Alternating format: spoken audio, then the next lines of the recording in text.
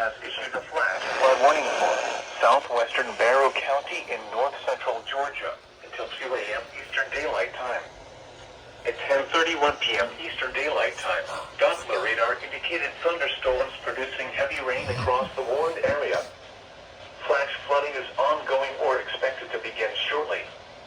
Hazard: flash flooding caused by thunderstorms.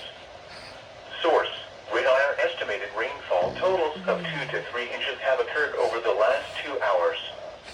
This is likely to lead to rapid rises in local creeks and streams and potential flooding of low-lying areas.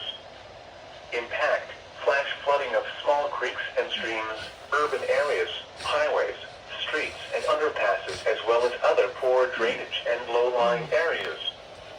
Some locations that will experience flash flooding include Winder, Auburn, Bethlehem, Carl, Fort Yargo State Park, Russell, and County Line. Turn around. Do not drown when encountering flooded roads.